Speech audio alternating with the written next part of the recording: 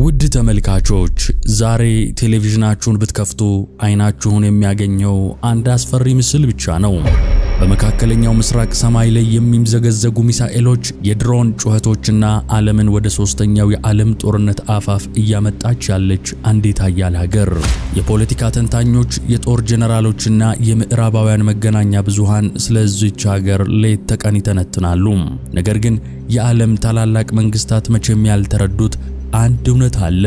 ዛሬ በዓለም አቀፍ ሚዲያዎች የሚነገረው ይህ ዜና የዘመናችን የፖለቲካ ግጭት ብቻ አይደለም።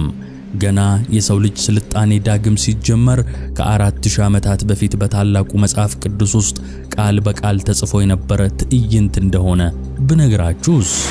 አዎ፣ ስለ ኢራን ነው የምናወራው። መጽሐፍ ቅዱስ ስለ ኢራን ወይም በጥንት ስሟ ፋርስና ኤላም የሚነግረን እውነት ዛሬ በዓለም ላይ የምታዩትን የፖለቲካ ምስል ሙሉ በሙሉ ይቀይረዋል። የኢራን ስም በሰው ልጅ ታሪክ ውስጥ እጅግ ጥንታዊ በሆኑ ታላላቅ መጻሕፍት ውስጥ ሰፍሮ ይገኛል። የሚያስገርመው ግን ምዕራባውያን እንደሚነግሩን ኢራን በመጽሐፍ ቅዱስ ውስጥ ሁል ጊዜ የእስራኤል ጠላት ሆና ብቻ አልተሳለችም። ዛሬ እስራኤልን ከካርታ ላይ እንፍቃለን የምትለው ይህች ሀገር በአንድ ወቅት የእስራኤል የቅርብ ጠባቂና የቤተ መቅደሷም ገንቢ ነበረች። ዛሬ በጽንፈኛ ፖለቲካዋ የምትታወቀው ይህች ምድር የዓለም መድኃኒት ክርስቶስ ሲወለድ ከኢትዮጵያውያን ጠቢባን ጋር በመሆን የዳንኤልን ምስጢር አንግበው ለክርስቶስ ከሰገዱት የመጀመሪያዎቹ አሕዛብ መነሻ ነበረች። ታዲያ ከዘፍጥረት ጀምሮ እስከ ራእይ መጽሐፍ የዚህች ምድር እውነተኛ ሚና ምንድን ነው? በመጨረሻው ዘመን ስለሚነሳው አስፈሪው የጎግና ማጎግ ጦርነትስ መጽሐፍ ቅዱስ ምን ይላል? ጥንታዊቷ የኢትዮጵያ ኦርቶዶክስ ተዋሕዶ ቤተክርስቲያንስ የዓለም ፖለቲከኞች የተሳሳቱበትን ይህንን የመጨረሻውን ዘመን ምስጢር እንዴት ትፈታዋለች? ወደ ታላቁ ምስጢር ልንገባ ነው። ይህ ቪዲዮ የዓለምን ፖለቲካ በምዕራባውያን የዜና ትንታኔ ሳይሆን በታላቁ የመጽሐፍ ቅዱስና የአባቶች ትውፊት መነጽር እንድታዩት አይናችሁን ይከፍታል። ስለዚህ የመባ ቲቪ ቤተሰብ ያልሆናችሁ አሁኑኑ ሰብስክራይብ በማድረግ የዚህ ታላቅ ጉዞ አካል ሁኑ። ዝግጁ ናችሁ?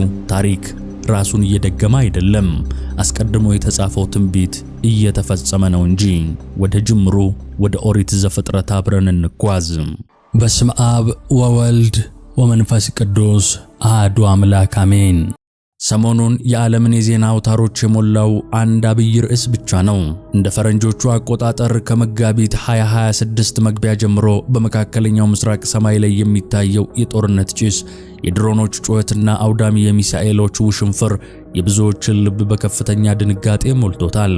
አሜሪካና እስራኤል በኢራን ላይ የከፈቱት መጠነ ሰፊ ወታደራዊ ዘመቻ፣ እንዲሁም ቴሄራን በበኩሏ በመላው የቀጠናው ሀገራት ከኳታር እስከ ባህሬን፣ ከሆርሙዝ ባህረ ሰላጤ እስከ ቀይ ባህር እያዘነበችው ያለው አደገኛ የመልስ ምት፣ ይህ ሁሉ ሲታይ ዓለም መውጫ ወደሌለው የሶስተኛው የዓለም ጦርነት አዘቅት ውስጥ የገባች ይመስላል።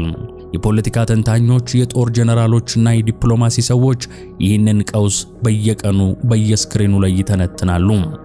ነገር ግን አንድ ያልተነገረ ታላቅ ምስጢር አለ። ዛሬ በቴሄራን አውራ ጎዳናዎች፣ በፋርስ ባህረ ሰላጤ፣ በሶሪያና በሊባኖስ ድንበሮች ላይ የምናየው ይህ የኃያላን ፍልሚያ የፖለቲካ ስሌት ብቻ አይደለም። ገና ዓለም ሳይፈጠር ታሪክም ገና በባዶ ወረቀት በነበረበት ዘመን በታላቁ መጽሐፍ ውስጥ አስቀድሞ ታቅዶና ተጽፎ የነበረ ትዕይንት እንደሆነ ስንቶቻችን እናውቃለን? የዛሬዋ ኢራን የኒኩለር ምኞቷ ዓለምን ያስጨነቃት፣ ዛቻዋና ቁጣዋ ምድርን የሚያንቀጠቅጠው ይህች ኃያል ሀገር በመጽሐፍ ቅዱስ ውስጥ የራሷ የሆነ ትልቅና ምስጢራዊ ፋይል አላት። ይህ ፋይል የሚጀምረው ዛሬ በምናየው የፖለቲካ ትንታኔ ሳይሆን ከጥፋት ውሃ በኋላ በነበሩት የመጀመሪያዎቹ የሰው ልጆች የዳግም ልደት ዓመታት ነው። የሰው ልጅ ስልጣኔ ከአራራት ተራራ ወርዶ ዳግም ምድርን መሙላት ሲጀምር እግዚአብሔር ለኢራን ምድር ልዩ የታሪክ ድርሻና የዘር ግንድ ሰጥቷት ነበር። ወደ ኦሪት ዘፍጥረት ምዕራፍ 10 ስንሄድ የአሕዛብ ሰንጠረዥ ተብሎ በሚጠራው መለኮታዊ ሰነድ ውስጥ ሁለት ቁልፍ ስሞችን እናገኛለን። ማዳይና ኤላም። ማዳይ የያፌት ልጅ ሲሆን የዛሬዋን ሰሜናዊና ተራራማዋን የኢራን ክፍል የያዙት የሜዶን ሕዝቦች አባት ነው። እነዚህ ሕዝቦች በተራራማውና አስቸጋሪ መልክዓ ምድር የተነሳ ተፈጥሮ ያጠነከራቸው ለጦርነትና ለትግል የማይበገሩ ኃያላን ነበሩ። በሌላ በኩል ደግሞ ኤላም አለ። ኤላም የሴም ልጅ ሲሆን ከፋርስ ባህረ ሰላጤ ጋር በሚያዋስነው ለም በሆነው የዛሬዋ ደቡባዊና ምዕራባዊ ኢራን የሰፈሩት የጥንት ፋርሳውያን አያት ነው። እነዚህ ሁለት የተለያዩ የዘር ግንዶች ሁለት የተለያዩ ጸባዮች ያላቸው ህዝቦች አንድ ላይ ተዋህደው ነው እንግዲህ ዛሬ ኢራን ብለን የምንጠራትን ግዙፍ ሀገር የፈጠሩት። እዚህ ጋር ነው እንግዲህ ትልቁ ምስጢር የሚገለጠው። ዛሬ ኢራን በመካከለኛው ምስራቅ ያላት ተሰሚነት የጦር መሳሪያ ክምችቷና በቀጠናው ሀገራት ላይ የምታሳየው የኃይል የበላይነት የአንድ ጀንበር ክስተት አይደለም። ይልቁንም ከ4000 ዓመታት በፊት የነበረ የታሪክ አሻራ በደሟ ውስጥ ያለ የኃያልነት ዲኤንኤ ነው። ይህንን ለመረዳት በመጽሐፍ ቅዱስ ውስጥ የተመዘገበውን የመጀመሪያውን ዓለም አቀፍ ጦርነት መመልከት በቂ ነው። በኦሪት ዘፍጥረት ምዕራፍ 14 ላይ የኤላም ማለትም የጥንቷ ኢራን ንጉስ ኮሎዶጎሞር የተባለ እጅግ ኃያል ሰው ይነሳል። ይህ ንጉስ ዝም ብሎ የራሱን ድንበር ጠባቂ ብቻ አልነበረም።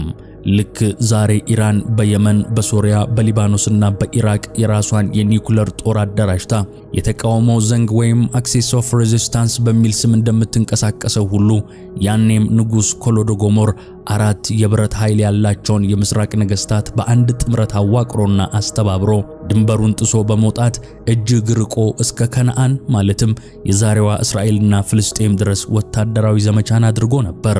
ያኔም ቢሆን የዛሬዋ ኢራን ምድር ኤላም በወቅቱ የነበሩትን መንግስታት የምታንበረክክ ከተሞችን የምታስገብር ሱፐር ፓወር ነበረች ብንል ማጋነን አይሆንም። የኮሎዶጎሞር ጦር በከነዓን ምድር ያሉትን ነገስታት ደምስሶ ከተማዎቹንም ዘርፎ የአብርሃምን የወንድም ልጅ ሎጥን ማርኮ ሲወስድ የዛሬዋ ኢራን በእግዚአብሔር ሰዎች ላይ ያላትን የመጀመሪያውን ታሪካዊና ወታደራዊ ግጭት መክፈቷ ነበር። አስተውሉ፣ ይህ እንዲሁ ተራ ጦርነት አይደለም። የምስራቁ ዓለም ኃይል መለኮታዊ ተስፋ ወደ ተሰጠበት ምድር ያደረገው የመጀመሪያው ወረራ ነበር። ነገር ግን ታላቁ አብርሃም ይህንን የምስራቅ ኃይል ዝም ብሎ አልተመለከተውም። በዘመኑ እጅግ ዘመናዊና ግዙፍ የነበረውን የኤላምን ጦር ለመቅጠም አብርሃም የተጠቀመው የሌሎች ኃያላን ነገስታትን እርዳታ አልነበረም። ይልቁንም በቤቱ የተወለዱትን 318 ብላቴኖች ብቻ ይዞ በሌሊት ተነስቶ በጠላት ላይ አደጋ ጣለ። ያንን ግዙፍ የኤላም ማለትም የኢራን ሰራዊት በድንገተኛ ጥቃት አሸንፎ ሎጥንና የተማረከውን ንብረት ሁሉ አስመልሶ ተመለሰ። ይህ ክስተት በምድራዊው የፋርስ ወታደራዊ ኃይልና ከመለኮት በተሰጠ ጥበቃ መካከል የተደረገ የመጀመሪያው ትንቢታዊ ትንቅንቅ ነበር።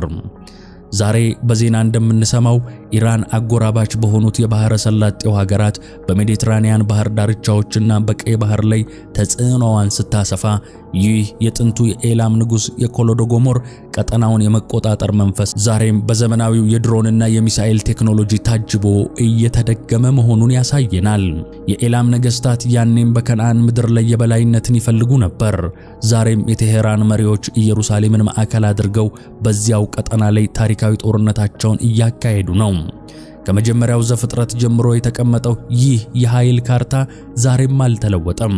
አብርሃም ያንን ጦርነት ማሸነፉም የቱንም ያህል ምድራዊ ኃይል ቢገዝፍ ከእግዚአብሔር ፍቃድ ውጪ ሊቆም እንደማይችል ለዘመናት የሚዘልቅ መልእክትን አስተላልፏል። በኦሪት ዘፍጥረት ምዕራፍ 14 ላይ የተጀመረው የኤላም ማለትም የጥንቷ ኢራን ታሪክ በአብርሃም ድል አድራጊነት ብቻ አላበቃም። ዘመናት ነጎዱ፣ ትውልዶች አለፉ። አብርሃም ድል ያደረገው ያ የኤላም ሰራዊት ከታሪክ ገጽ የጠፋ ቢመስልም በእግዚአብሔር ታላቅ የጊዜ ሰሌዳ ውስጥ ግን የፋርስና የሜዶን ዘር በዝግታ እያደገ እየተጠናከረና ጊዜውን እየጠበቀ ነበር። አሁን ከዘፍጥረት ድንኳኖች ወጥተን ታሪክን በመቶዎች ለሚቆጠሩ ዓመታት ወደፊት እናሳልፈው። ወደ ባቢሎን ግዛት እንሻገር። እስራኤላውያን በባቢሎን ወንዞች አጠገብ ተቀምጠው የፈረሰችውን ኢየሩሳሌምን እያሰቡ በሚያለቅሱበት በዚያ የምርኮ ዘመን በዓለም ላይ እጅግ ኃያል የተባለችው የባቢሎን ቤተ መንግሥት ውስጥ አንድ አስገራሚ ክስተት ተፈጠረ። እግዚአብሔር በጠላት መንደር እምብርት ውስጥ ምስጢር ገላጭ የሆነን አንድ ወጣት አቆመ። ስሙ ዳንኤል ይባላል። ዳንኤል በባቢሎን ቤተ መንግሥት ውስጥ ሆኖ ያየው ራእይ የጥንቱን ብቻ ሳይሆን የዛሬውንም የዓለም ፖለቲካ ካርታ የሚፈታ የጥልቁን ምስጢር መጋረጃም የሚቀድ ነው። ታላቁ የባቢሎን ንጉሥ ናቡከደነጾር ሌሊት በተኛበት አንድ አስደንጋጭ ሕልም አየ። ህልሙን ማንም ሊፈታው አልቻለም። የባቢሎን ጠቢባን አስማተኞችና ኮከብ ቆጣሪዎች በሙሉ በንጉሱ ፊት ቆመው ተንቀጠቀጡ። በዚህ ጊዜ ነው ወጣቱ ዳንኤል በንጉሱ ፊት ቀርቦ የዓለምን መንግስታት ታሪክ ከጅምሩ እስከ ፍጻሜው የሚያሳየውን ያንን ግዙፍ ምስል የተነተነለት። ዳንኤል እንዲህ አለ፣ ንጉሥ ሆይ አንተ የወርቅ ራስ ነህ። ከአንተ በኋላ ግን ከአንተ የሚያንስ ሌላ መንግስት ይነሳል፣ እርሱም የብር ደረትና የብር እጆች ያለው ነው አለው። ትንቢተ ዳንኤል ምዕራፍ 2። አስተውሉ፣ ይህ የብር ደረትና ሁለት እጆች ዝም ብሎ የተመረጠ ምሳሌ አይደለም። ሁለቱ የብር እጆች እነዚያ በዘፍጥረት ምዕራፍ 10 ላይ ያየናቸው አሁን ግን ተባስተውና ኃያል ሆነው የተነሱት የሜዶንና የፋርስ ማለትም የማዳይና የኤላም ጥምር መንግስታት ነበሩ። እጆቹ ሁለት ቢሆኑም አንዳቸው ከአንዳቸው ይበልጥ ኃይለኞች ነበሩ። ምክንያቱም የፋርስ ክንድ ከሜዶን ክንድ በላይ ገዝፎ ይወጣ ዘንድ ከዚህ ሁሉ ክስተት ጀርባ ያለው አምላክ አስቀድሞ ወስኖ ነበርና ፋርስ ሜዶንን ውጣ የጥንቷን ዓለም ለመቆጣጠር በቃች። ነገር ግን እግዚአብሔር ስለ ኢራን ወይም ፋርስ ያለው ትንቢታዊ ማሳያ በብር ምስል ብቻ አላበቃም። ከዓመታት በኋላ ራሱ ዳንኤል በራእይ ሆኖ የዓለምን መንግስታት ከባህር እንደሚወጡ አውሬዎች አድርጎ ተመለከተ። በትንቢተ ዳንኤል ምዕራፍ 7 ላይ ከባቢሎን አንበሳ ቀጥሎ የወጣው ሁለተኛው አውሬ እጅግ አስፈሪ የሆነው ድብ ነበር። መጽሐፍ ቅዱስ ስለዚህ ድብ ሲናገር በአንድ ጎኑ ቆሞ ነበር፣ በአፉም በጥርሶቹ መካከል 3 የጎድን አጥንቶች ነበሩ። ተነስ ብዙ ሥጋም ብላ ተባለለት ይለናል። ይህ በአንድ ጎኑ ከፍ ያለው ድብ የሜዶንና የፋርስ ኢምፓየር ነው። በአንድ ጎኑ ከፍ ማለቱ ፋርስ ከሜዶን ይልቅ የበላይነቷን ማረጋገጧን ሲያሳይ፣ በጥርሶቿ የያዘችው 3 የጎድን አጥንቶች ደግሞ ፋርስ ግዛቷን ለማስፋፋት ያዋጠቻቸውን 3 ታላላቅ ኃይሎች ያሳየናል። እነርሱም ልዳ፣ ባቢሎንና ግብጽ ነበሩ። እነዚህን 3 ክልሎች ከዋጠች በኋላ ፋርስ የዓለም ኃያል መንግስት ሆና ተንሰራፋች። አሁን ይህንን የጥንት ትንቢት በዛሬው ዘመን የዜና ትንታኔ ጋር እናገናኘው። ዛሬ በመካከለኛው ምስራቅ የምናየው ምንድነው? የዛሬዋ ኢራን ልክ እንደ ጥንቱ የፋርስ ድብ ተነስ ብዙ ሥጋም ብላ የተባለላት ይመስል ድንበሯን ለማስፋፋት የቀጠናውን የበላይነት ለመቆጣጠር የማታደርገው ወታደራዊ ጥረት የለም። የፖለቲካ ሳይንስ ምሁራን ዛሬ ኢራን የምትከተለውን ጂኦፖለቲካዊ ስትራቴጂ የሺአ ጨረቃ ብለው ይጠሩታል። ይህ የሺአ ጨረቃ ስትራቴጂ ምንድነው?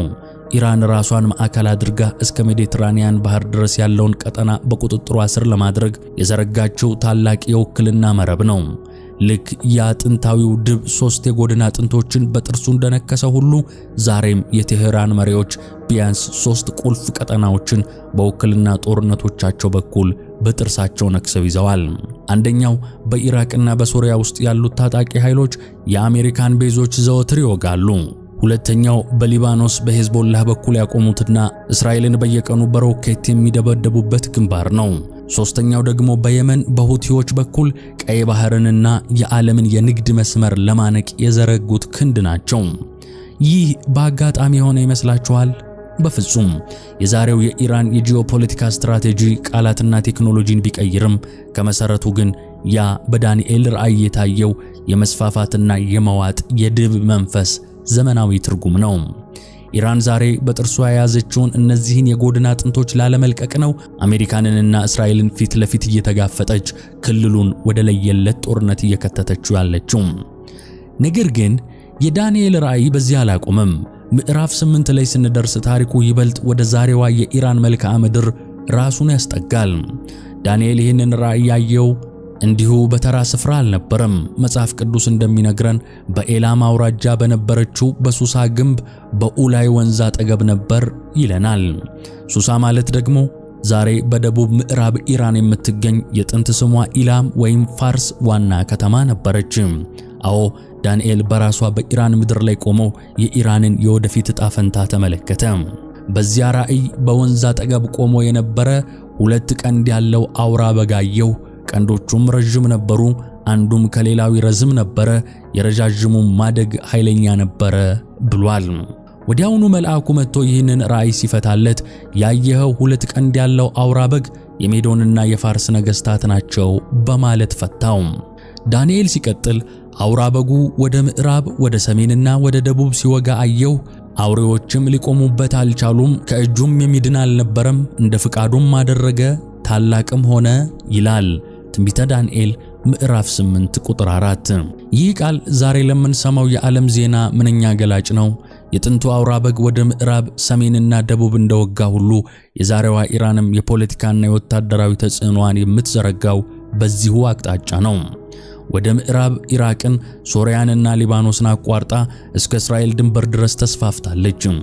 ወደ ደቡብ የመንን ተጠቅማ የቀይ ባህርን የሆርሙዝ የንግድ መስመር ተቆጣጥራለች። ወደ ሰሜን ደግሞ ከሩሲያ ጋር ታሪካዊና ወታደራዊ ጋብቻን በመመስረት ኃይሏንና የድሮን ቴክኖሎጂዋን ከካውከስ ተራሮች እስከ ጥቁር ባህር አድማስ ድረስ ዘርግታለች።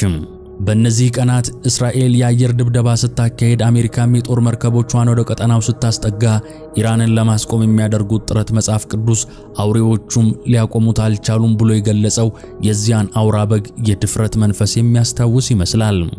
የኢራን ወታደራዊ ኃይልና የዲፕሎማሲያዊ የግትርነት አካሄድ ልክ እንደ ራእዩ አውራ በግ በዙሪያው ያሉትን ሁሉ የሚገዳደርና እንደ ፍቃዱ የሚያደርግ ሆኖ ቆይቷል። ግን ታዲያ እግዚአብሔር ይህችን ኃያል ለጦርነትና ለመስፋፋት የተፈጠረች የምትመስል ሀገር ሁል ጊዜም እንደ አውሬ፣ እንደ ጥፋት መሳሪያ ወይም እንደ ዓለም ስጋት ብቻ ነው ወይ የተጠቀመባት? መጽሐፍ ቅዱስ ኢራንን የሚያውቃት በእስራኤል ጠላትነት ብቻ ነው ወይ ብሎ መጠየቅ ያስፈልጋል። የዚህ ጥያቄ መልስ እጅግ አስደንጋጭ የሆነውንና የብዙዎችን አእምሮ የሚፈታተነውን የቂሮስን ተቃርኗዊ ሂደት ያመጣብናል። ዛሬ በየቀኑ በዜና ማሰራጫዎቿ እስራኤልን ከካርታ ላይ እንፍቃለን የምትለው ቴሄራን፣ የጥንት አባቷ ግን የእስራኤል የቅርብ ጠባቂ የኢየሩሳሌም ቤተ መቅደስ ገንቢ እንደነበር ሲሰሙ የዛሬዎቹ መሪዎች ምን ይሰማቸው ይሆን? ዛሬ የዓለም ዜና ላይ የምንሰማው ምንድን ነው? የቴሄራን የሃይማኖትና የፖለቲካ መሪዎች በየአደባባዩ ሲቆሙ ከአንደበታቸው የማይጠፋ አንድ ቋሚ መፈክር አላቸው፤ እስራኤልን ከካርታ ላይ እንፍቃለን የሚል። በየመን፣ በሊባኖስና በሶሪያ ያሰማሯቸው የውክልና ጦሮቻቸው ዋነኛ ግብ ኢየሩሳሌምን ማንበርከክና ማጥፋት ነው። ለዚህም ሲሉ በቢሊዮን የሚቆጠር ዶላር በሚሳኤል ቴክኖሎጂ ላይ ያፈሳሉ። የኒውክሌር ቦምብ ለማምረት ሌት ተቀን ይተጋሉ።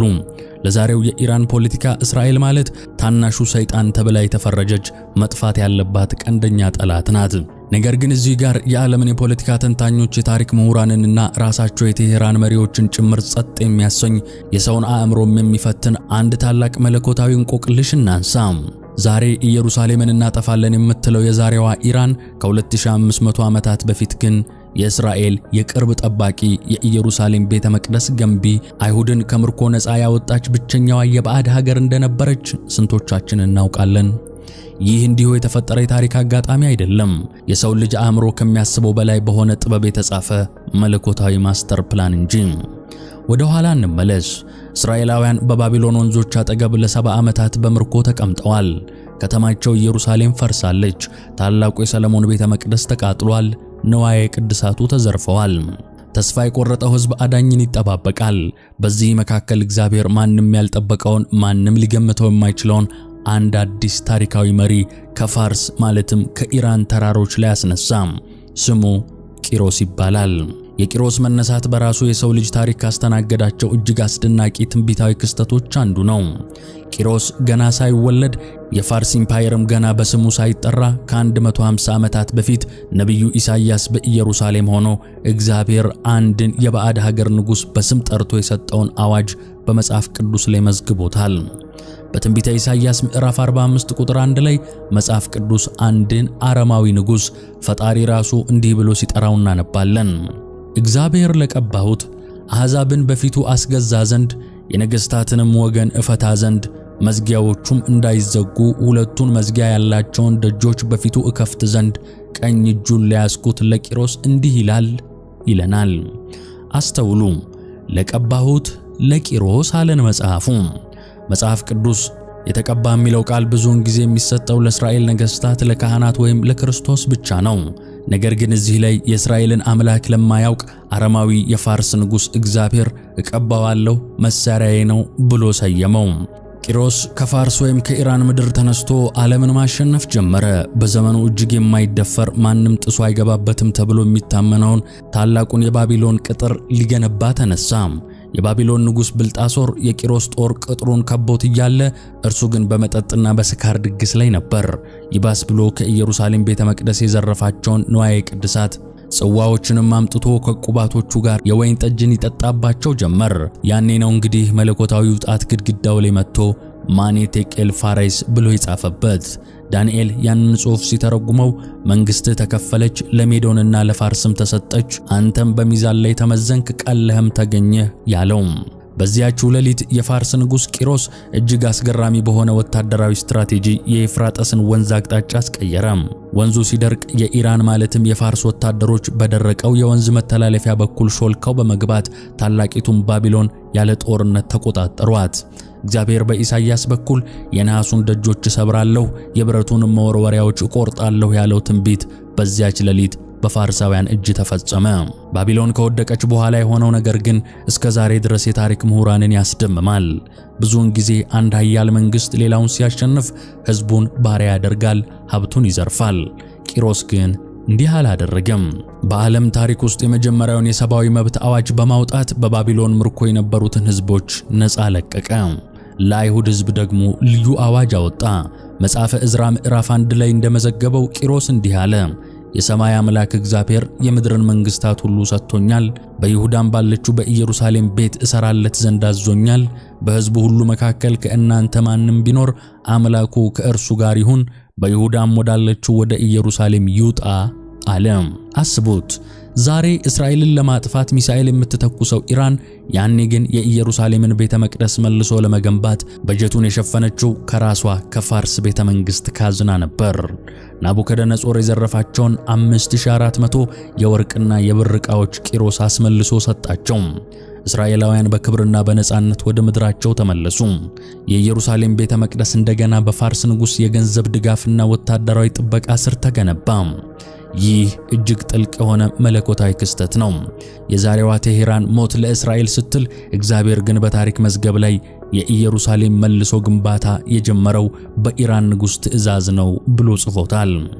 ኃያላን መንግስታት ዛሬ የሚሰጡት የፖለቲካ መግለጫ ምንም ይሁን ምን፣ እግዚአብሔር ግን ታሪክን የሚዘውረው በራሱ ምስጢራዊ መንገድ ነው።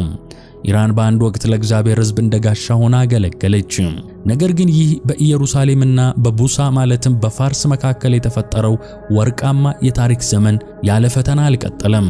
በፋርስ ቤተ መንግሥት ውስጥ አይሁድን ከምድረ ገጽ ለማጥፋት የሚፈልግ የዛሬውን የጸረ ሴማዊነት መንፈስ የተላበሰ አንድ እጅግ ጨለማ የሆነ የጥፋት ጥላ እያንዣበበ ነበር። የቂሮስ ድንቅ ሥራ ሃማ በተባለ ክፉ ሰው የዘር ማጥፋት አዋጅ ሊደመሰስ፣ ምድሪቱም በደም ልትታጠብ የቀናት ዕድሜ ብቻ ቀርቶት ነበር። ታሪኩን ይበልጥ ለመረዳት ከ2500 ዓመታት በፊት ወደ ነበረው ታላቁ ቤተ መንግሥት እንሂድ። ወደ ጥንቷ የፋርስ ዋና ከተማ ሱሳን እንጓዝ። ዘመኑ ንጉሥ ቂሮስ አልፎ ታላቁ ንጉሥ አርጤክስስ የፋርስን ኢምፓየር የሚያስተዳድርበት ጊዜ ነው። የፋርስ ግዛት ከህንድ ጀምሮ እስከ ኢትዮጵያ ድረስ 127 አውራጃዎችን ያጠቃልል ነበር። ኃይሏ ወደር አልነበረውም። ታላቁ ንጉሥ በሚያስተዳድረው በዚህ ግዙፍ መንግሥት ውስጥ አይሁዳውያን በየአውራጃቸው ተበታትነው ይኖራሉ። ቤተ መቅደሳቸው በኢየሩሳሌም ቢገነባም ብዙዎች ግን እዚያው በፋርስ ምድር ኑሯቸውን ቀጥለዋል። በዚህ ጊዜ በፋርስ ቤተ መንግሥት ውስጥ አንድ እጅግ አደገኛ ሰው ወደ ሥልጣን እርከን ብቅ አለ። ስሙ ሃማ ይባላል። መጽሐፍ ቅዱስ ይህንን ሰው አጋጋዊው ሃማ ብሎ ይጠራዋል። በመጽሐፈ አስቴር ምዕራፍ 3 ቁጥር 1 ላይ አጋጋዊ ማለት የእስራኤል ጥንታዊና ቀንደኛ ጠላት ከሆነው ከአማሌቅ ዘር የመጣ ማለት ነው። የአማሌቅ መንፈስ እስራኤላውያን ገና ከግብጽ ሲወጡ ጀምሮ በምድረ በዳ ላይ ያጠፋቸው የሞከረ ምክንያት የለሽ የጥላቻና የዘር ማጥፋት መንፈስ ነው። ይህ የጥላቻ መንፈስ ዘመናትን ተሻግሮ አሁን ደግሞ በፋርስ ማለትም በኢራን ቤተ መንግሥት ውስጥ በጠቅላይ ሚኒስትርነት ማዕረግ በሃማ ላይ ሰፈረ። ሃማ አይሁዳዊው መርዶክዮስ አልሰግድም ስላለው ብቻ በግለሰብ ደረጃ አልተቀበለውም። ይልቁንም በፋርስ ግዛት ውስጥ ያሉትን አይሁዳውያን በሙሉ ከነሕፃናቶቻቸው ከነሴቶቻቸው በአንድ ቀን አሳርዶ ለማጥፋት ወሰነ። ሃማ ይህንን የዘር ማጥፋት አዋጅ ለንጉሡ ሲያቀርብ የተጠቀመበት ፖለቲካዊ ቋንቋ ዛሬ በዓለም አቀፍ መድረኮች ላይ ከምንሰማው የፖለቲካ ንግግር ጋር ምን ያህል እንደሚመሳሰል ብታስተውሉ ትደነግጣላችሁ። ሃማ ለንጉሡ እንዲህ አለ: በመንግሥት አውራጃዎች ሁሉ ባሉ አሕዛብ መካከል የተበታተነና የተለየ አንድ ሕዝብ አለ። ሕጋቸው ከሕዝቡ ሕግ የተለየ ነው። እነርሱን መተው ለንጉሥ አይጠቅምም፣ ንጉሥ ቢፈቅድ ይጠፉ ዘንድ ይጻፍ አለም። አስተዋላችሁ? ሕጋቸው ከእኛ የተለየ ነው፣ ለክልሉ ሰላም አይጠቅሙም፣ ስለዚህ መጥፋት አለባቸው። ይህ የሃማ የፖለቲካ ዶክትሪን ነበር። ዛሬስ በቴህራን ዩኒቨርሲቲዎች በፖለቲካ መግለጫዎችና በተባበሩት መንግስታት ስብሰባዎች ላይ እንኳን ሳይቀር እስራኤል በቀጠናው ውስጥ የካንሰር እጢ ናት፣ ከኛ የተለየች ናት፣ ስለዚህ ለቀጠናው ሰላም ሲባል ከካርታ ላይ መፋቅ አለባት የሚለው ትርክት ከ2500 ዓመታት በፊት በሱሳ ቤተ መንግስት ከተጻፈው የሃማ አዋጅ በምን ይለያል? ቃላቱ ዘመናዊ ይሁኑ እንጂ ከጀርባ ያለው ሕዝብን የማጥፋት መንፈስ ያው አንድ ነው። ሃማ ንጉሡን አሳምኖ አዋጁን አጻፈ። አዋጁም በማህተም ታተመ። በፋርስ ሕግ መሠረት በንጉሡ ቀለበት የታተመ አዋጅ የሜዶንና የፋርስ ሕግ ደግሞ መቼም ቢሆን አይለወጥም፣ ወደ ኋላ አይመለስም። የሞቱ ቀን ተቆረጠ። በመላው የፋርስ ማለትም የኢራን ግዛት ያሉ አይሁዳውያን በታላቅ ሐዘን በጾምና በለቅሶ ወደቁ። የእስራኤል መጨረሻ በፋርስ ፖለቲካዊ ውሳኔ የተዘጋጀ መሰለ። አዋጁ የማይለወጥ፣ የፋርስ ወታደራዊ ኃይል ደግሞ የማይበገር ነበር። ነገር ግን የዓለም መንግስታት ፖለቲካና የማይለወጡ የተባሉ ምድራዊ ሕጎች በመለኮታዊ ኃይል ፊት ምን ያህል ደካማ እንደሆኑ እግዚአብሔር በዚቹ በኢራን ምድር ሊያሳይ ወደደ። የጥላ ስር ጦርነቱን ይህንን ጦርነት በስለላ ሳይሆን በመንፈሳዊ ጥበብ የሚመክት ማንም ያላሰበው መሳሪያ ቤተ መንግስቱ ውስጥ አስቀድሞ ገብቶ ነበር። እርሷም ወጣቷና ውቢቷ ንግሥት አስቴር ናት። አስቴር አይሁዳዊት መሆኗን በቤተ መንግስቱ ውስጥ ማንም አያውቅም ነበር። የጥፋቱ አዋጅ ሲታወጅ መርዶክዮስ ለአስቴር የላከላት መልእክት እስከ ዛሬ ድረስ በታሪክ ማህደር ውስጥ የሚያስተጋባ ታላቅ የትንቢት ቃል ነው። አንቺ በዚህ ጊዜ ዝም ብትይ ረፍትና መዳን ለአይሁድ ከሌላ ስፍራ ይሆንላቸዋል።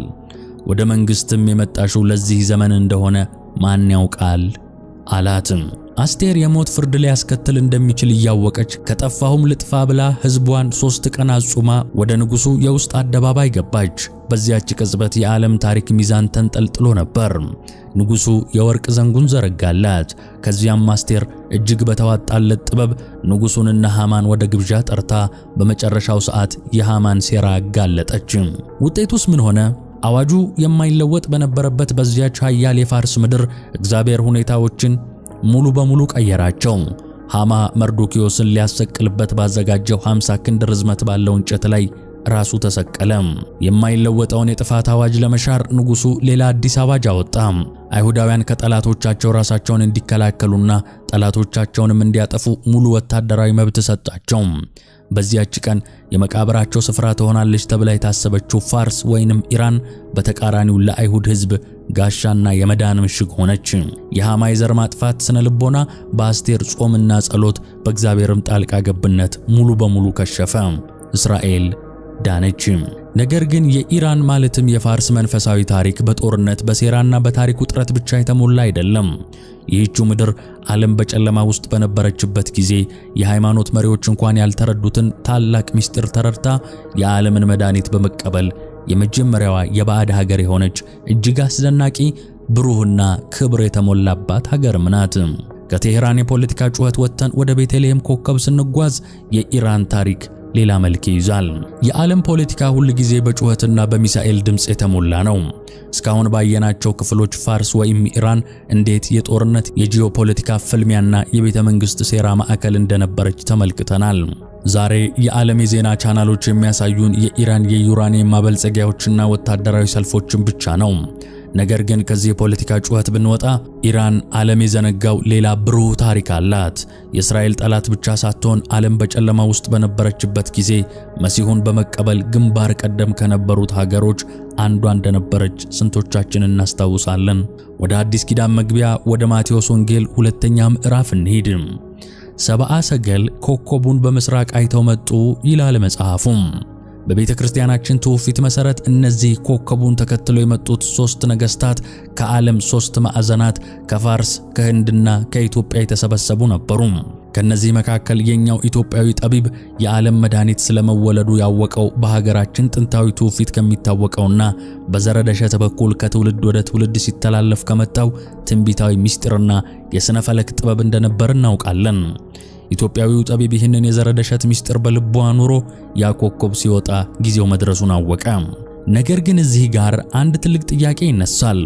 ከምስራቋ ፋርስ ከዛሬዋ ኢራን የመጣውስ ጠቢብ ይህንን ታላቅ የድህነት ምስጢር እንዴት እርሱ ዘንድ ሊደርስ ቻለ? ኮከቡን ሲያይ የይሁዳ ንጉሥ መሆኑን ማን ነገረው ብለን መጠየቅ ይገባል። ምስጢሩ ያለው ከእነርሱ በመቶዎች ለሚቆጠሩ ዓመታት በፊት እዚያው ፋርስ ወይም ኢራን ውስጥ ኖሮ ባለፈው በአንድ ታላቅ የእግዚአብሔር ሰው ላይ ነው። እርሱም ነቢዩ ዳንኤል ነው። ዳንኤል በባቢሎንና በፋርስ ቤተ መንግሥት ውስጥ የነበረው ሥልጣን የጠቢባን ሁሉ አለቃ የሚል ነበር። ዳንኤል በትንቢቱ 9ኛው ምዕራፍ ላይ የሰባው ጉባኤ በሚል መሲሁ የሚወለድበትን ትክክለኛ ዘመን በሂሳብ ስሌት አስቀምጦታል። ዳንኤል ይህንን መለኮታዊ ሰነድ የትንቢትም ጥቅልል እዚያው በፋርስ ለነበሩት የሥነ ፈለክ ጠቢባን ማጎይ ተብለው ለሚጠሩት ትቶላቸው አልፎ ነበር። ስለዚህ በዚያች ታሪካዊ ሌሊት ሰማይ ላይ ድንቅ ኮከብ ሲያበራ ኢትዮጵያዊው የዘረደሸት ትንቢትን ይዞ ፋርሳዊው ማለትም ኢራናዊው ደግሞ የዳንኤልን የሱባኤ ስሌት አንግቦ የዓለም መድኃኒትን ለመቀበል በቤተልሔም ዋሻ ተገናኙ። የፋርሱ ጠቢብ ወርቅን፣ የህንዱ ጠቢብ ዕጣንን፣ ኢትዮጵያዊው ደግሞ ከርቤን ይዘው 1000 ኪሎ ሜትሮችን አቋርጠው ለሰማይና ለምድር ንጉሥ ሰገዱ። ዛሬ በዓለም ታሪክ ውስጥ ክፉ ተብላ የምትፈረጀው የዛሬዋ ኢራን የያኔዋ ፋርስ እና ጥንታዊቷ ኢትዮጵያ በዛች ሌሊት የዓለምን መድኃኒት በማምለክ አንድ ሆነው ነበር። ይህ ታሪክ እንዲሁ ተራ ትረካ አይደለም። ይህንን የጥንት ታሪክ ወደ ዛሬ ስናመጣው ሌላ አስገራሚ እውነት እናገኛለን። ፖለቲከኞቿ በየአደባባዩ ሞት ለእስራኤል እያሉ የጦርነት ዲስኩርስ ያሰሙ፣ ዛሬ በኢራን ውስጥ በሚሊዮን የሚቆጠሩ ወጣቶች በፖለቲካዊ እስልምና ተስፋ ቆርጠው ወደ ጥንት አባቶቻቸው እምነት ወደ ክርስትና በድብቅ እየተመለሱ ነው። በዓለም ላይ እጅግ በፍጥነት በማደግ ላይ ያለችው ድብቋ ቤተክርስቲያን ያለችው በዚያችው በኢራን ምድር ነው። የሰብአ ሰገል ኮከብ ዛሬም በኢራን ሰማይ ላይ በድብቅ ያበራል። ነገር ግን ይህ በድብቅ እያደገ ያለው የተስፋ ብርሃን እንዳለ ሆኖ መጽሐፍ ቅዱስ ስለ ኢራን የመጨረሻ ፖለቲካዊና ወታደራዊ ጣፈንታ የሚናገረው አንድ እጅግ አስደንጋጭ የዓለምን ፍጻሜ የሚናገር ታላቅ ጦርነት አለ። በኢራን ምድር ውስጥ በድብቅ እያደገ ያለው ክርስትና ተስፋ እንዳለ ሆኖ የዓለም ፖለቲካ ግን ወደ ሌላ አስፈሪ አቅጣጫ እየገሰገሰ ነው። መጽሐፍ ቅዱስ ስለ ኢራን የመጨረሻ ፖለቲካዊና ወታደራዊ ጣፈንታ የሚናገረው አንድ እጅግ ዘግናኝ የዓለም ፍጻሜን የሚናገር ታላቅ ትንቢት አለ። ዛሬ የምናየው የጦርነት ነጋሪት የዚያ ታላቅ ፍልሚያ ጥላ ነው። ዋናው ጦርነት ከ2500 ዓመታት በፊት በነቢዩ ሕዝቅኤል ምዕራፍ 38 እና 39 ላይ በግልጽ የተጻፈው አስፈሪው የጎግና ማጎግ ፍልሚያ ነው። ነቢዩ ሕዝቅኤል በራእዩ በመጨረሻው ዘመን ስለሚነሳ አንድ ግዙፍ ዓለም አቀፍ ጥምረት ይናገራል። እግዚአብሔር ነቢዩን እንዲህ ይለዋል፣ የሰው ልጅ ሆይ ፊትህን ወደ ማጎግ ምድር ዋና አለቃ ወደ ጎግ አድርግ። ፋርስ፣ ኢትዮጵያ ወይም ኩሽ ፍጥሞ ከእነርሱ ጋር ናቸው ይላል። እዚህ ላይ ነው ብዙ ጊዜ የምዕራባውያን የፖለቲካና የሃይማኖት ተንታኞች ትልቅ ስህተት የሚሰሩት። ይህንን ትንቢት የዛሬዋ ፖለቲካዊት እስራኤልና አረቦች በሚያደርጉት የመሬት ሽኩቻ ብቻ አሳንሰው ይተረጉሙታል። ነገር ግን ጥንታዊቷና ሐዋርያዊቷ የኢትዮጵያ ኦርቶዶክስ ተዋሕዶ ቤተክርስቲያን ይህንን ትንቢት የምትፈታበት እጅግ ትልቅ የሆነ ምስጢር አላት። በቤተ ክርስቲያናችን ትምህርት ከክርስቶስ ሞትና ትንሣኤ በኋላ እውነተኛዋ የእግዚአብሔር ሕዝብ መንፈሳዊት እስራኤል ማለት በዓለም ዙሪያ ያለችው ቤተ ክርስቲያን ናት። የሕዝቅኤል ጎግና ማጎግ ደግሞ በመጨረሻው ዘመን በሐሳዊ መሲህ እየተመራ የዓለምን መንግስታት አስተባብሮ በእውነተኛዋ ቤተ ክርስቲያንና በክርስቲያኖች ላይ የሚነሳው የመጨረሻው የጥፋት ኃይል ጥምረት ነው። ሕዝቅኤል እንደሚለው ይህ ጥምር ጦር እንደ ነጎድጓድ ምድሪቱን እንደሚሸፍን ደመና ሆኖ በመንፈሳዊት እስራኤል ማለትም በእግዚአብሔር ሕዝቦች ላይ ይመጣል። ያኔ ክርስቲያኖች በዓለም ዙሪያ ይከበባሉ። የክፉ መንፈስ ኃይላት ቤተ ክርስቲያንን ከምድረ ገጽ ለማጥፋት የመጨረሻውን ዘመቻቸውን ያደርጋሉ። ነገር ግን ይህ ጦርነት የሚጠናቀቀው በሰው ኃይል ወይም በምድራዊ የጦር መሳሪያ አይደለም። የጥፋቱ ጥምር ጦር የእግዚአብሔርን ሕዝብ ሲከብ መጽሐፍ ቅዱስ በዚያን ቀን መዓቴ በፊቴ ይወጣል ይላል። እግዚአብሔር ጣልቃ ይገባል። በታሪክ ታይቶ የማይታወቅ ታላቅ የምድር መናወጥ ይሆናል። ሰራዊቱ እርስ በርሱ ይጋጫል። ከሰማይ እሳትና ዲን ይዘንባል። የክፉ መንፈስ ጥምረትና የሐሳዊ መሲህ ኃይል በመለኮታዊ ፍርድ እስከ ወዲያኛው ይደመሰሳል። ታዲያ የኢራን ወይም የፋርስ ታሪክ በዚህ ዘግናኝ ፍርድ በደምና በእሳት ተቃጥሎ ያበቃል ማለት ነውን? መጽሐፍ ቅዱስ ለኢራን ያስቀመጠው የመጨረሻው ቃል ጥፋት ነው ወይንስ ተስፋ የሚለውን እንመልከት። እዚህ ላይ ነው የሰው ልጅ አእምሮ የሚፈታተን የእግዚአብሔርን አስገራሚ ምሕረትና ድብቅ ትንቢት የሚገለጠው። ነቢዩ ኤርምያስ በምዕራፍ 48 ላይ ስለ ጥንቷ ኢራን ስለ ኤላም ባለ 2 ገጽ የሆነ አስገራሚ ትንቢትን ተናግሯል።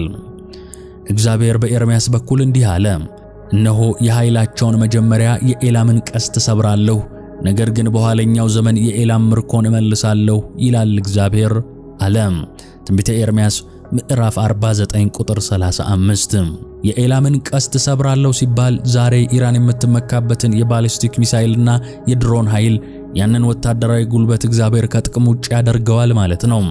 የፖለቲካው ትዕቢት ይሰበራል። ነገር ግን የትንቢቱ አስደንጋጭ ክፍል ምርኮዋን እመልሳለሁ የሚለው ነው። ይህ ምርኮ መመለስ አንዳንድ የሌላ ቤተ እምነት ሰባኪያን እንደሚናገሩት ዳግመኛ በምድር ላይ ፖለቲካዊ መንግስት መመስረት አይደለም። የኦርቶዶክስ ተዋሕዶ ቤተክርስቲያን ትምህርት ይህ ምርኮ መመለስ የተጀመረው ገና በአዲስ ኪዳን መባቻ እንደሆነ ያስተምራል። ወደ ሐዋርያት ሥራ ምዕራፍ 2 እንጓዝ። በበዓለ 50 ቀን መንፈስ ቅዱስ በእሳት አምሳል ሲወርድ በዚያች ዕለት የእግዚአብሔርን ድንቅ ሥራ በገዛ ቋንቋቸው ከሰሙት አሕዛብ መካከል እነማን እንደነበሩ መጽሐፍ ቅዱስ ሲናገር የፓርቴና፣ የሜዶን፣ የኤላም ሰዎች ነበሩ ይለናል።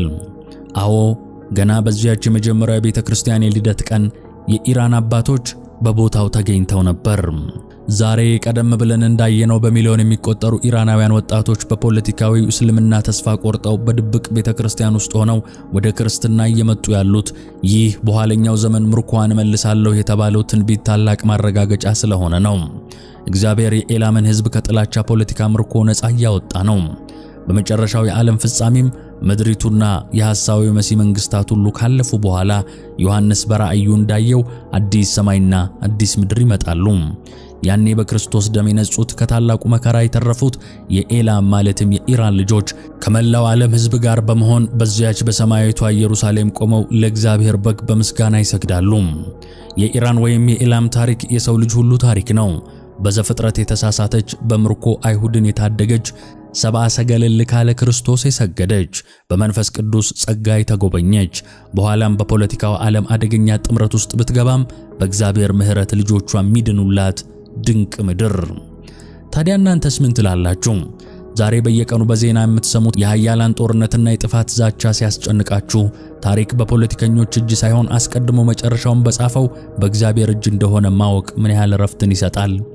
የትንቢቱ የሰዓት ቆጣሪ የት ላይ ደረሰ ይመስላችኋል? ሐሳባችሁን ከታች ባለው ኮሜንት መስጫው ላይ ጻፉልን። ይህ ቪዲዮ የዓለምን ፖለቲካ በመንፈሳዊ መነጽር እንድታዩት አይናችሁን ከከፈተ ላይክ እና ሼር በማድረግ ለሌሎች አጋሩ። መባ ቲቪ 2 የዘመኑን ምልክቶች ከጥንታዊቷ ቤተክርስቲያን ትምህርት ጋር እያገናኘ ማቅረቡን ይቀጥላል። አሁኑኑ ሰብስክራይብ አድርጉ። እግዚአብሔር ዓለማችንን ሰላም ያድርግ። ስብሐት ለእግዚአብሔር ወለወላዲቱ ድንግል ወለመስቀሉ ክቡር አሜን።